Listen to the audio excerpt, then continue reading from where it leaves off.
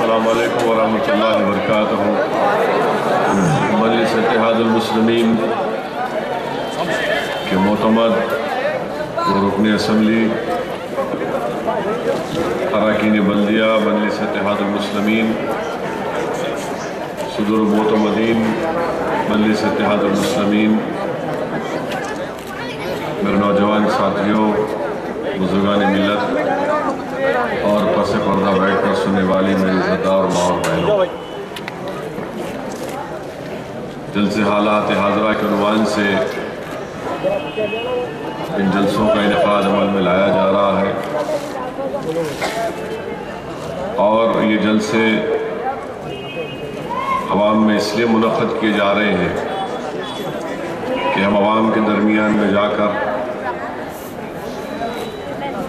आने वाले आइंदा महीने में जो असम्बली और पार्लिमानी इंतख़ाबात हो रहे हैं उसमें हम अवाम के दरमियान में जाकर हमारी पार्टी की पॉलिसी, हमारी पार्टी का पैगाम वो अवाम तक पहुँचाने की हम कोशिश कर रहे हैं।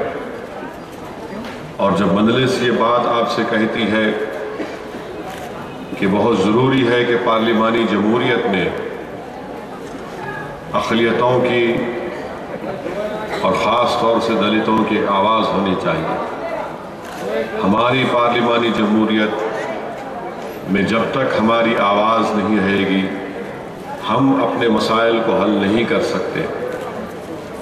जब पार्लिमानी जमहूरियत में आबादी के तनासुब के लिहाज से अक़लियतों की आवाज़ के नुमाइंदे रहेंगे, दलितों के उनके नुमाइंदे रहेंगे, कमज़ोर तबक़ात के उनके नुमाइंदे रहेंगे, तो यकीनन हमारे मुल्क में जो फ़िरक़ा परस्ती का जहर है उसका ख़ात्मा हम कर सकेंगे। जब तक अक़लियतों को मौक़े नहीं मिलेंगे सियासी तौर पर, दलितों को और बैकवर्ड क्लास के नुमाइंदे मुंतखब नहीं होंगे, इस मुल्क को सबसे बड़ी चीज़ जो ताकतवर बनाने से रोक रही है वो है फ़िरक़ा परस्ती। और मजलिस ये चाहती है कि फ़िरक़ा परस्ती का ख़ात्मा हो, और जब मजलिस ये बात करती है कि फ़िरक़ा परस्ती का ख़ात्मा करना है तो लोग हम पर इल्ज़ाम लगाते हैं, हमारे सियासी हरीफ हम पर इल्ज़ाम लगाते हैं कि सबसे बड़ी फ़िरक़ा परस्त पार्टी मजलिस है। आप बताइए, अगर मैं ये कहता हूँ कि हिंदुस्तान की लोकसभा में मुस्लिम अक़लियत की आबादी के लिहाज से कम 60 अरकान लोकसभा मुंतखब होने चाहिए।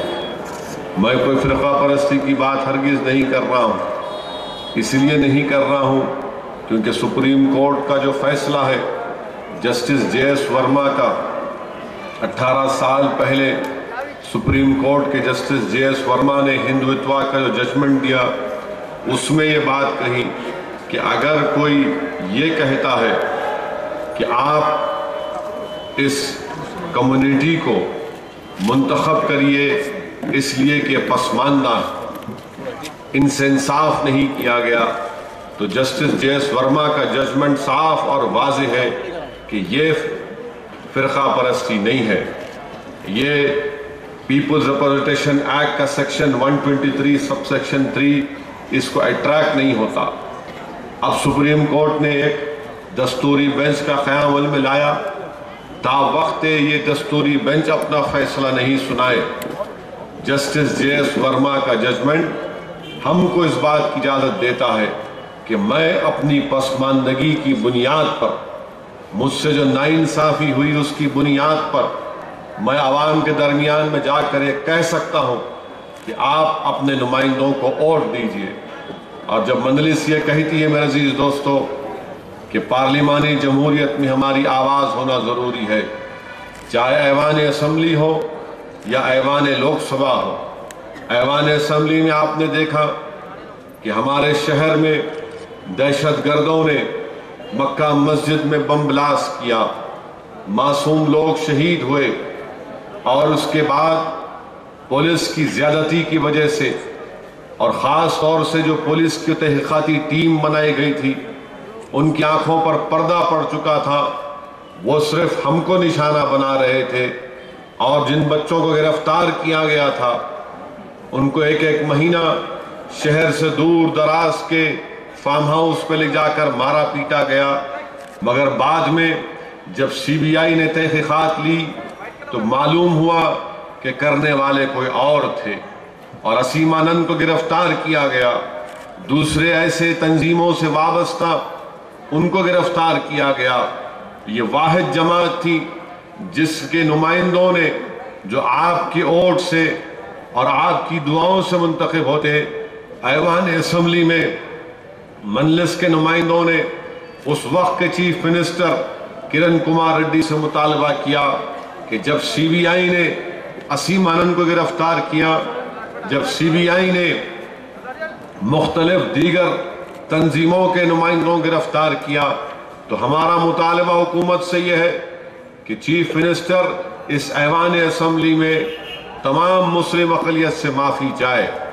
مجلس کی پرزور نمائندگی پر رکن اسمبلی اور مجلس کے قائد مقننہ کی نمائندگی پر کرن کمار ریڈی نے ایوان اسمبلی اٹھ کر کہا کہ ہاں ہم سے غلطی ہوئی ہے۔ ہم نے نہ صرف معافی کا مطالبہ کیا بلکہ حکومت سے کہا کہ تمہارے زبانی الفاظ معافی کے ادا کرنے سے معاملہ طے نہیں پائے گا۔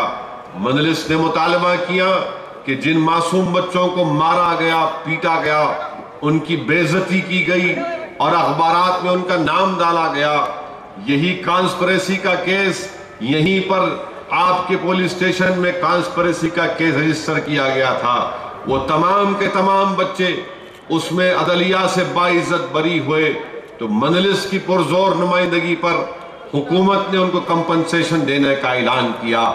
میں آپ سے صرف اتنا ہی کہنا چاہتا ہوں کہ اس طرح کے واقعات، اس طرح کے ظلم و زیادتی مہاراشٹرا میں بھی ہو رہی ہے جہاں پر کانگریس کی حکومت ہے، اس طرح کے ظلم و زیادتی کرناٹک میں بھی ہو رہی ہے جہاں پر کانگریس کی حکومت ہے، اس طرح کے ظلم و زیادتی کے واقعات مختلف ریاستوں میں ہوئی جہاں پر BJP کی حکومت ہے۔ بتائیے کہیں پر بھی کسی بھی ریاست میں کسی نے اٹھ کر مطالبہ کیا وقت کے چیف منسٹر سے کہ دیکھو یہ ناانصافی ہم سے ہو رہی ہے، عدلیہ نے ان بچوں کو بری کر دیا؟ کیا آپ دیکھتے ہیں کہ کوئی وہاں کا MLA، کوئی سیاسی جماعت اٹھ کر اس طرح سے بے باک طریقے سے مطالبہ کرتی ہے؟ کوئی نہیں کر پاتی۔ یہی فرق ہے مجلس میں اور دیگر جماعتوں میں۔ دوسری بات میرے عزیز دوستوں، میں جب آپ سے کہہ رہا تھا کہ پارلیمنٹ میں ہماری نمائندگی میں اضافہ ہونا چاہیے، آج آپ دیکھیے کہ ہم کو فرقہ پرست کہتے ہیں۔ ٹھیک ہے، میں تھوڑی دیر کے لیے مان لیتا ہوں کہ دنیا کا سب سے بڑا فرقہ پرست میں ہوں۔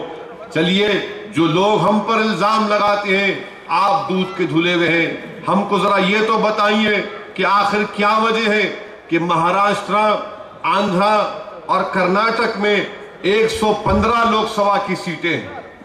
مہاراشٹرا، آندھرا اور کرناٹکا میں 115 لوک سبھا کی سیٹیں ہیں، اور 2009 کے لوک سبھا کے انتخابات میں صرف ایک ہی مسلم اقلیت کامیاب ہوتا ہے، وہ آپ کے سامنے میں کھڑا ہوا ہوں۔ تو فرقہ پرست نہیں میرے بھائی، یہ تھالیاں مارنے کی نہیں، یہ تھالیاں مارنے کی یا چیخیں مار کر اس بات کو داد دینے کی بات نہیں ہے، بلکہ یہ ہم تمام کو دعوت فکر دینے کے لیے کہہ رہا ہوں۔ میں یہ بات اس لیے کہہ رہا ہوں کہ جو لوگ ہم کو فرقہ پرست کہتے ہیں، میں ان کو بھی دعوت فکر دے رہا ہوں کہ آپ ہم کو گالی دیتے، ہم کو الزام لگاتے، ٹھیک ہے، مگر آپ ذرا یہ بھی تو اپنے گریبان میں جھانک کر دیکھ لو کہ مہاراشٹرا میں ایک بھی منتخب نہیں ہوتا، کرناٹک میں آپ ایک بھی منتخب نہیں کرتے، جب سرزمین دکن کے غیور لوگ اور باشعور لوگ اور پروردگار سے ڈرنے والے یہ لوگ اگر اپنے نمائندوں کو منتخب کرتے تو ساری دنیا کہتی ہے فرقہ پرستی ہے۔ فرقہ پرستی یہ نہیں ہے کہ آپ نے مجلس کے نمائندے کو کامیاب کیا، فرقہ پرستی یہ ہے کہ مہاراشٹرا سے ہم کو کامیاب نہیں کرنا، فرقہ پرستی یہ ہے کہ کرناٹک سے ہم کو کامیاب نہیں کرنا۔ یقیناً ہم سب کو ووٹ دیتے، مگر جب ہمارا معاملہ آتا یا دلتوں کا معاملہ آتا تو سب پیچھے ہٹ جاتے۔ یہ فرقہ پرستی ہے، یہ فرقہ پرستی ملک کی ترقی کو روک رہی ہے۔ اگر اس کا خاتمہ کرنا ہے تو تو میں ان تمام سیکولر ذہن رکھنے والے لوگوں کو دعوت فکر دیتا ہوں، میں ان کو دعوت دیتا ہوں، میں ان دلت قائدین کو دعوت دیتا ہوں کہ آئیے آپ مجلس کو مضبوط کریے۔ ہم کسی مذہب کے خلاف تھے، نہ ہے، نہ کبھی رہیں گے انشاءاللہ تعالی۔ ہماری لڑائی ہندوستان کی پارلیمانی جمہوریت کو مضبوط کرنے کی لڑائی ہے۔ اگر میں کھڑے ہو کر یہ کہتا ہوں کہ ہاں ہم نریندر مودی کے خلاف ہیں تو یقیناً یہ میرا بنیادی حق ہے۔ ہندوستان کے دستور کی دفعہ 19 جو ایک بنیادی حق ہے، فنڈامنٹل رائٹ ہے، فریڈم آف ایکسپریشن ہے، وہ مجھے اس بات کی اجازت دیتا ہے، کھل کر دیتا ہے کہ میں نریندر مودی پر تنقید کروں، میں اس کے غلط کارناموں کو کھول کھول کر عوام کے سامنے بیان کروں، اور مجھے کوئی نہیں روک سکتا۔ یہ فرقہ پرستی نہیں ہے۔ اگر میں کہتا ہوں کہ آنے والے انتخابات میں میں نہ صرف آپ سے مخاطب ہوں بلکہ جہاں تک میری آواز جاتی ہے میں ان لوگوں سے مخاطب ہوں، میں ان کے دلوں کو سے مخاطب ہوں، میں ان کے شعور کو، ان کے ضمیر کو جوڑ کر کہہ رہا ہوں کہ کیا اس ملک کا، ہندوستان ایک عظیم ملک ہے میرے دوستو، دنیا کی کسی جگہ پر، کسی خطے پر ایسا ملک آپ کو نہیں ملے گا۔ یہ ملک صرف مسلمانوں کا ملک نہیں ہے، یہ ملک صرف ہندوتوا ذہن رکھنے والوں کا ملک نہیں ہے، یہ ملک ہر مذہب کے ماننے والوں کا ملک ہے، یہ ملک ہر زبان کی بولی بولنے والوں کا ملک ہے، یہ ملک ہر تہذیب کو ماننے والوں کا ملک ہے۔ بتاؤ دنیا میں کوئی ایسا ملک بتاؤ جہاں پر ہر 200 کلومیٹر یا 100 کلومیٹر پر ایک نئی تہذیب اور تمدن ہے؟ کیا کوئی بتا سکتا ہے دنیا میں کوئی ایسا ملک جہاں پر 50 سے زائد زبانیں بولی جاتی ہیں؟ یہ ہمارا ملک ہے۔ ہندوستان کو اگر مضبوط کرنا ہے تو یہ تہذیبوں کو، ان زبانوں کو، ان مذہبوں کو پر چلنے والے لوگوں کو مکمل آزادی ملنی چاہیے، مگر یہ کام آر ایس ایس اس پر یقین نہیں کرتی۔ آر ایس ایس کیا کہتی ہے کہ نہیں، یہاں پر ایک ہی مذہب ہوگا، یہاں پر ایک ہی تہذیب ہوگی، یہاں پر ایک ہی تمدن ہوگا، یہاں پر ایک ہی یونیفارم سول کوڈ ہوگا۔ مجلس اس کی خلاف مخالفت کرتی ہے۔ نہیں ہو سکتا، ہندوستان صرف ایک مذہب کا نہیں ہو سکتا، ہندوستان ایک تہذیب کا نہیں ہو سکتا۔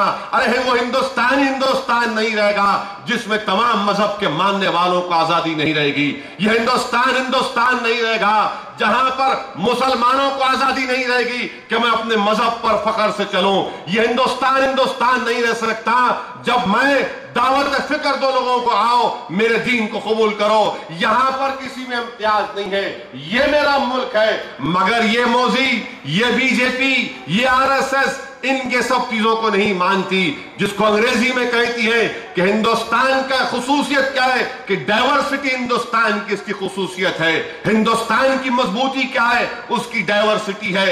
اگر اس ڈائیورسٹی کو بچانا ہے تو آپ کو نریندر مودی کو ہندوستان کا وزیر اعظم نہیں بننا ہے، نہیں بننے دینا ہے، اور یہ کام ہم تمام کو مل کر کرنا ہے۔ مگر افسوس کے ساتھ کہنا پڑتا کہ 10 سال کا عرصہ کانگریس پارٹی کو ملا، 10 سال کا عرصہ کانگریس پارٹی کو ملا، مگر گجرات کی جیلوں میں آج بھی مظلوم ہے۔ گجرات کی سرزمین پر جن لوگوں کی جانوں کو لوٹا گیا، گھروں کو لوٹا گیا، جن کو مارا اور پیٹا گیا، وہ آج بھی انصاف کے لیے بھیک مانگ رہے ہیں، وہ آج بھی انصاف کے لیے بھیک مانگ رہے ہیں۔ ارے اقتدار آپ کے پاس تھا، آپ نے کیا کیا بتاؤ؟ کیسے تم نے روکا مودی کو؟ تم نہ روک سکے، نہ اس کو سیاسی طور پر شکست دے سکے۔ آپ کے پاس اقتدار، اور 3 مرتبہ وہ الیکشن جیت گیا۔ آج ذکیہ جعفری نوجوانوں، ایک 75 سال کی بوڑھی ہم تمام کو حوصلہ دے رہی ہے۔ اگر کوئی کانگریس پارٹی ہتھیار ڈال چکی ہے مودی سے مقابلے کے تعلق سے، تو ذکیہ جعفری ایک ضعیف عورت ہندوستان کے تمام سیکولر ذہن رکھنے والے لوگوں سے پکار کر کہہ رہی ہے کہ میرے قدم نہیں چل پڑتے، میں برابر چل نہیں سکتی، میں ضعیف ہو چکی ہوں، مگر میں آج بھی اس حالت میں نریندر مودی سے مقابلہ کرنے کے لیے تیار ہوں۔ جب کبھی بھی میں اس عورت کو دیکھتا ہوں مجھے جسم میں حرارت پیدا ہو جاتی ہے کہ دیکھو یہ خاتون ہے، 75 سالہ ہے، مگر یہ انصاف کے لیے لڑ رہی ہے، یہ حق کی کامیابی کے لیے لڑ رہی ہے، یہ ہندوستان کے سیکولرزم کی کامیابی کے لیے لڑ رہی ہے۔ آج ذکیہ جعفری ان تمام لوگوں سے پکار کر کہہ رہی ہے کہ دیکھو 2002 کو مت بھولو، 12 سال کا ایک لمبا عرصہ گزر چکا مگر احسان جعفری کے قاتلوں کو سزا نہیں ملتی۔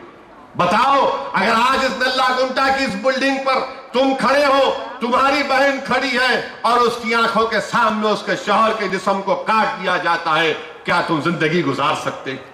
12 سال سے عورت لڑ رہی ہے، اس کو انصاف نہیں ملا، اس کو انصاف نہیں ملا۔ سہراب الدین کا انکاؤنٹر ہوا اور جب سہراب الدین کے تعلق سے پوچھتے ہیں کیوں مارے اس کو آپ، تو جواب آتا امت شاہ کا، ارے یہ وہ سہراب الدین ہے جس کے پاس سے ہتھیار نکلے، جس کے پاس سے پسٹل نکلے، اتنے ہینڈ گرینیڈ نکلے۔ ارے جب اتنے چیزیں نکلے تو پھر آپ اس کو گولی مار دیں گے کیا؟ اگر ہر اسی طرح گولی مار دیں گے تو پھر عدالت کو بند کر دو، ہائی کورٹ کو بند کر دو، سب بند کر دو، قانون کی کتابوں کو جلا دو۔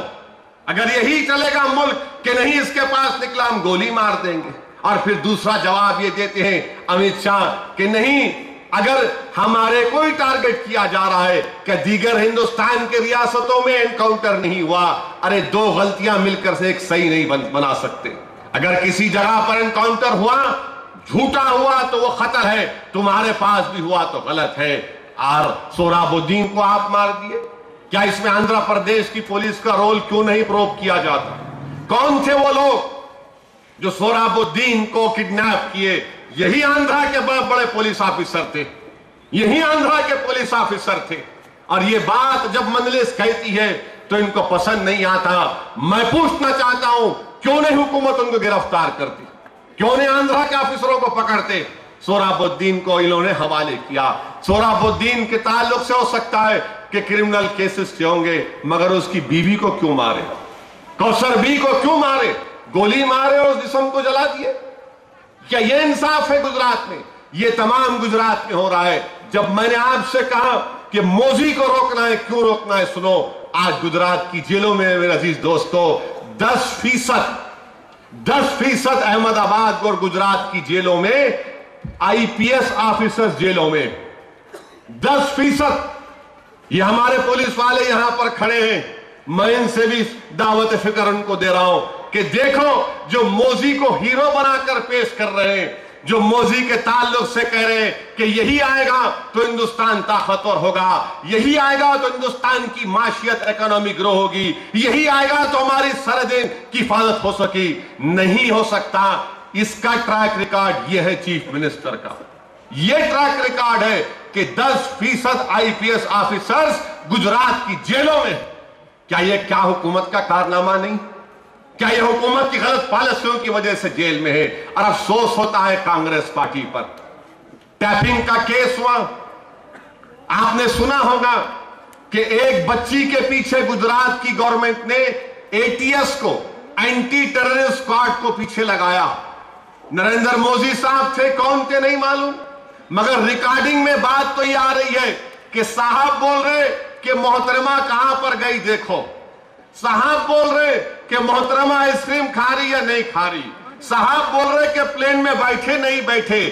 آپ اندازہ لگائیے ایک شخص کی ذہنیت کا کہ وہ ہمارے گھروں میں جھانک کے دیکھ رہا ہے کہ عورت بستر پہ سوئی نہیں سوئی، عورت کھانا کھائی نہیں کھائی۔ ارے حکومت کا کام گھروں میں جھانکنا نہیں ہے، حکومت کا کام عوام کی سہولت پہنچانا۔ یہ سوچ و فکر کا آدمی۔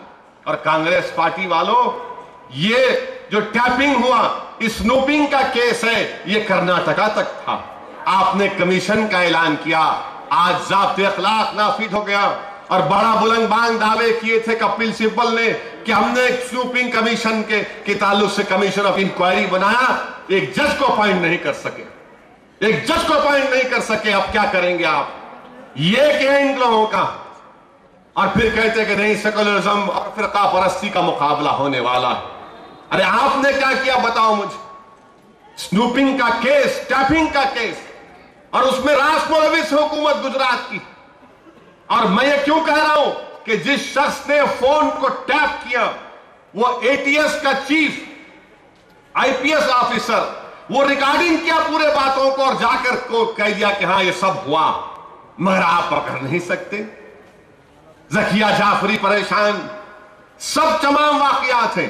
مایا کوٹانی آپ اندازہ لگائیے گورننس کی بات بی جے پی کرتی ہے کہ ہندوستان میں گورننس کو اچھا کریں گے. ٹھیک ہے کری آپ, اچھی بات ہے, مگر ہم کو یہ تو بتاؤ نریندر مودی کہ تم نے گورننس کی تم بات کرتے, جس عورت کے خلاف قتل کا مقدمہ, جس کے تعلق سے کورٹ میں پولیس نے چارج شیٹ ڈالا کہ اس کی موجودگی میں نروڑا پاٹیا کی تمام دکانوں کو جلایا گیا, اس کی موجودگی میں لوگوں کی گردنوں کو مارا گیا, اس کی موجودگی میں انصاف کا قتل ہوا, آپ اس کو کیبنٹ میں لیتے, آپ اس کو کیبنٹ میں لیتے, مایا کوڈنانی کو کیبنٹ میں لیتے گجرات میں. آج یہ شخص ہندوستان کا وزیر اعظم بننے کا خواب دیکھ رہا ہے, یہ خواب دیکھ رہا ہے. اسی لیے میرے عزیز دوستو, کوئی آواز ہونی چاہیے پارلیمنٹ میں, کوئی لڑنے والا ہونا چاہیے. ارے بہت ہو چکا, یہ ہمارے پاس نرم گفتگو کرنے والے, ڈرائنگ روم میں بیٹھ کر بات کرنے والے, کبھی گھر میں بیٹھ کر سوچ کر رونے والے, ارے ختم کرو. آج لڑنے والوں کی ضرورت ہے, آج پوچھنے والوں کی ضرورت ہے, آج پنجہ آزمائی کرنے والوں کی ضرورت ہے. یاد رکھو نوجوانوں, کمرے میں جا کر رونا, سسکیاں لینا یہ کام میں نہیں آنے والا. یاد رکھو میرے بزرگوں, صرف نماز پر دعا کر کے آنسو بہانا یہ کام نہیں ہے. تاریخ گواہ ہے کہ ہاں ہم نے آنسو بھی بہائے, اور وقت پڑا تو دندان مبارک کو بھی شہید ہونا پڑا, وقت پڑا تو نواسوں کو گردن کٹانا پڑا. یہ تاریخ ہے. کیونکہ دنیا کیا مطالبہ کرتی ہے؟ دنیا یہ مطالبہ کرتی ہے کہ تمہارے دعاؤں کو آزما کر دیکھو. میں آج تم سے کہہ رہا ہوں نوجوانوں, آج تم کو اور ہم کو مل کر اس ملک کو بچانا ہے, اس ملک کو بچانا ہے. یہ بی جے پی, آر ایس ایس, یہ بڑی بڑی باتیں کرنے والے, اس کی اکنامک پالیسی کیا ہے مودی کی؟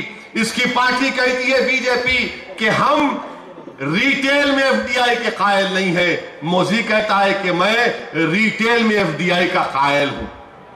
ان کے پاس متضاد باتیں ان کی. پھر بی جے پی بولتی کہ نہیں کارپوریٹ کرونی کیپٹلزم ہے. نیا آؤٹ لک میگزین اٹھا کے پڑھی آپ, اڈانی گروپ کا چیئرمین کہاں سے کہاں تک پہنچ گیا. جب سے مودی چیف منسٹر بنے اڈانی کا فائدہ ہی فائدہ ہو گیا. یہ کیسے فائدہ ہو گیا بھائی, کہاں سے ہو گیا؟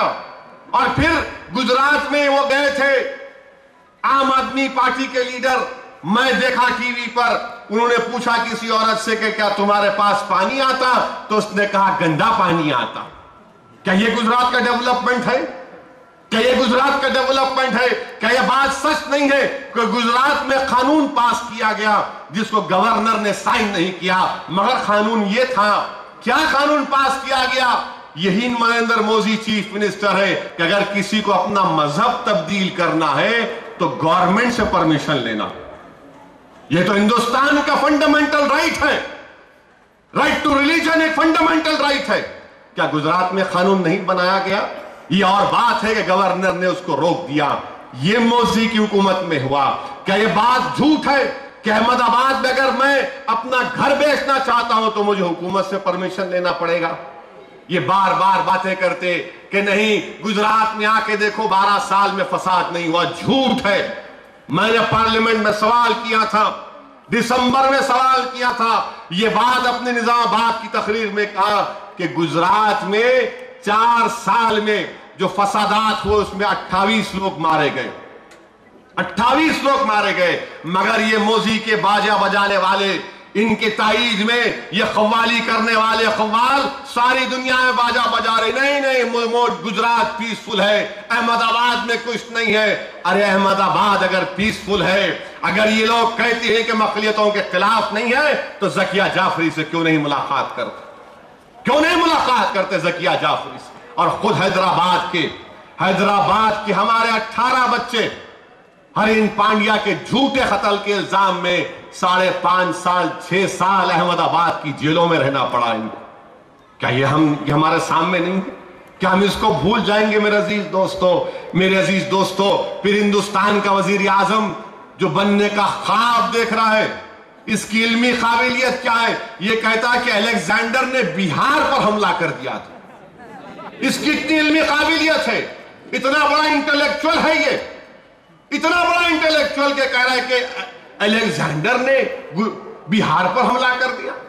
अजीबो गरीब बात। फिर ये कहता है कि भगत सिंह की मौत काला पानी में हुई।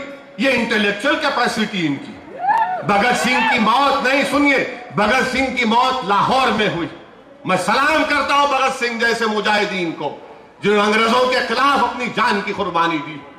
कभी कोई मौका मिले नौजवानों तो भगत सिंह की किताब पढ़ो, मालूम होगा कि भगत सिंह सेकुलर थे, मगर ये आरएसएस वाले समझते कि भगत सिंह इनके हीरो बन गए। अरे हजार को अच्छा दिखाए हमारा है। भगत सिंह के ताल्लुक से मोदी ने कहा कि काला पानी में गए। मोहनदास करमचंद गांधी हमारे फादर ऑफ द नेशन का नाम, मगर जो हिंदुस्तान का वजीर आजम का बीजेपी का उम्मीदवार है वो क्या बोलता? मोहनलाल गांधी। अरे नाम तक नहीं मालूम, मगर ख्वाब देख रहा है। और फिर भीड़ जमा हो रही, टीवी पे दिखाते। अरे भीड़ जमा होना उससे कोई फायदा नहीं होता, उससे कोई फायदा नहीं होता। फायदा यह है कि अगर आज यहां पर इस जलसे में जितने लोग मौजूद हैं, अगर इसमें से 50% लोग मजलिस को वोट डाल देंगे, मैं समझता हूं कि ये मेरी कामयाबी, ये मेरी कामयाबी। लोगों को जमा करना, ये बताना हम भी जमा कर सकते, मगर हमारे पास जो लोग आते वो मोहब्बत में आते। हमारे पास जो लोग आते, हमारे जलसों में जो नौजवान आते, वो अपने शौक से और मोहब्बत में आते। मोहब्बत में जमा होने वालों का नाम मजलिस इत्तेहादुल मुस्लिमीन है। और लोगों को जमा करना, एक बिरयानी की पैकेट देना, अच्छा वो देते तो बाद में हुए और एक और पैकेट देते, कुत्ते का पेशाब भी देते हैं, उसको भी लेकर आते। ये यहां पर ये सब चीजें नहीं होती। मेरे अजीज दोस्तों, मेरे नौजवानों, मेरे बुजुर्गों, आज हमारे मुल्क को मजबूत करना है। यकीनन हमारी सरहदों की हिफाजत होना है। कौन कह रहा है कि सरहदों की हिफाजत नहीं होना? क्या हम नहीं चाहते कि हमारी सरहद की हिफाजत होना? क्या आप हिंदुस्तान से मोहब्बत करते और हम नहीं करते? क्या हिंदुस्तान का नेशनलिज्म, क्या बीजेपी का पेटेंट है उस पर? क्या हमको मोहब्बत नहीं है हमारे मुल्क से? अरे जितना हम मोहब्बत करते तुम नहीं करते। इसलिए नहीं करते कि हम बाई चॉइस इंडियंस हैं। हमारे बाबा आबा अजदाद के सामने क्या था कि पाकिस्तान जाए, हिंदुस्तान जाए। हमने कहा नहीं जाएंगे पाकिस्तान को। हिंदुस्तान हमारा मुल्क है, ये हमारे औलिया अल्लाह की सरजमीन है, ये हमारे बुजुर्गों की सरजमीन है। अरे हमने इस मुल्क को आजाद करवाया। तुम कहां थे आरएसएस वालों? तुम तो लिख के दे रहे थे माफीनामा अंग्रेजों को, तुम तो लिख कर दे रहे थे अंग्रेजों से माफीनामा।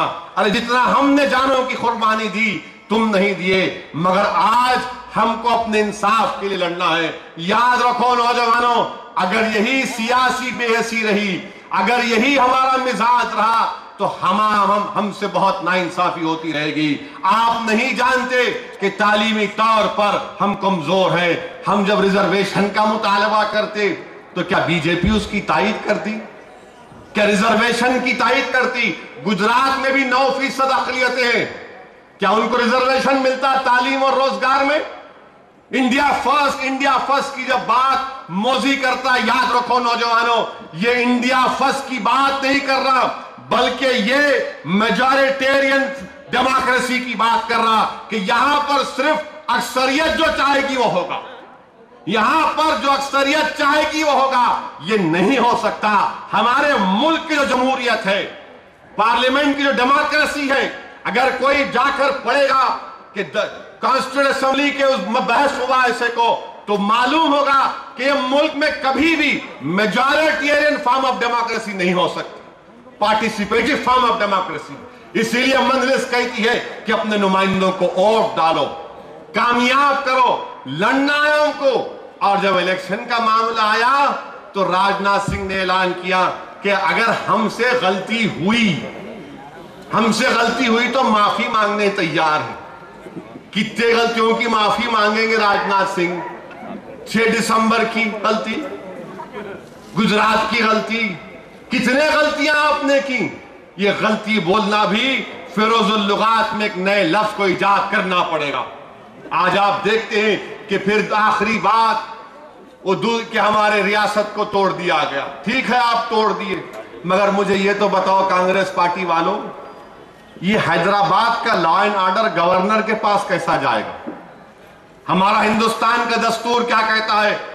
آرٹیکل 163 آرٹیکل 246 یہ کہتا ہے کہ لا اینڈ آرڈر نظم و ضبط اسٹیٹ کا سبجیکٹ ہے، مگر کانگریس پارٹی اٹھا کر ڈاکٹر منموہن سنگھ تو ختم ہو گئے، اب گھر میں جا کے بیٹھیں گے، ریٹائر ہو گئے منموہن سنگھ صاحب، اب گھر میں بیٹھ کے کتاب لکھیں گے، کتاب بیسٹ سیلر ہو جائے گی آپ کی ڈاکٹر صاحب، مگر آپ نے جاتے جاتے یہ پارٹنگ گفٹ ہم کو کیا دے کر چلے گئے کہ لا اینڈ آرڈر حیدرآباد کا گورنر کے پاس۔ کون ہے گورنر؟ یہ کیا اس کی حیثیت؟ کیا عوام اس کو منتخب کری؟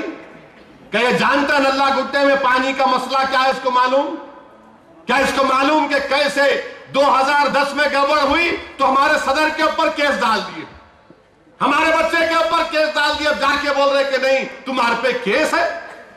یہ بچہ MBA پڑھا ہوا ہے انسپیکٹر صاحب، پڑھا لکھا نوجوان ہے، ہم جانتے ہیں ہم تمام چیزوں کو، مگر جلسہ ہو رہا تو آپ بولے نہیں تمہارے پہ پہلے ڈالے۔ ارے ڈالو کیس، کون ڈرنے والا ہے تمہارے کیسوں سے؟ مگر یاد رکھو جو چیز پھرے گی نا وہ پھر کے تمہارے اطراف میں بھی آئے گی ایک دن، چیز گول پھرتی وہ پھر کے تم کو بھی لے کر آئے گی گول میں۔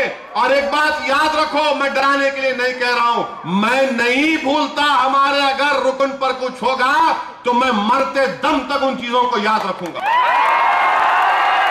یہ کیا بات ہے؟ اسی لیے ہم بول رہے لا اینڈ آرڈر گورنر کے پاس نہیں رہ سکتا، اور ہم لڑیں گے، سپریم کورٹ میں SLP ڈالیں گے، اور آپ دیکھیں گے انشاءاللہ تعالی کہ ہمارے SLP پر ضرور سپریم کورٹ انصاف کرے گا۔ لا اینڈ آرڈر گورنر کے پاس نہیں۔ اگر کل خدا نہ خواستہ وہ موزی پرائم منسٹر بن گیا تو امت شاہ یہاں کا گورنر بن جائیں گا، کس کا نقصان ہوگا بتاؤ آپ؟ کیا ہمارا یہ احتجاج کرنا غلط ہے یا صحیح؟ ارے ڈر ہمارے کو ہے، پریشانی ہم کو ہے، ناانصافی تو ہم سے ہوئی نا مکہ مسجد کے بم بلاسٹ کے بعد۔ کیا گورنر صاحب کے کوئی رشتہ دار کو پکڑ کے لے کر گئے، ان کو گھر میں بٹھائے؟ گورنر صاحب تو آرام سے بیٹھے ہوئے راج بھون میں، 3 گاڑیاں سیکورٹی کے ان کے آس تھے، انہوں ایسا ہلے تو آ جاتے۔ ہمارے پاس کیا سیکورٹی ہے؟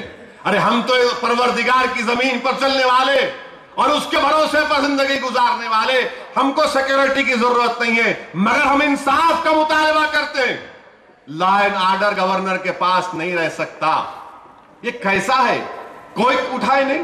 پارلیمنٹ میں میں نے اپنے 19 ترمیمات کو پیش کیا، کوئی تائید نہیں کرے، کوئی کانگریس کمپیوٹ کے نہیں بولا یہ بات صحیح کہہ رہے ہیں۔ بعد میں اسپیکر کے پاس گئے، اسپیکر میرا کماری کے پاس گئے تو اسپیکر میرا کماری نے کہا کہ اس تمام گورنر میں اگر کسی نے صحیح ترمیمات پیش کیے تو سعود الدین اویسی نے پیش کیے تھے مجلس کی طرف سے۔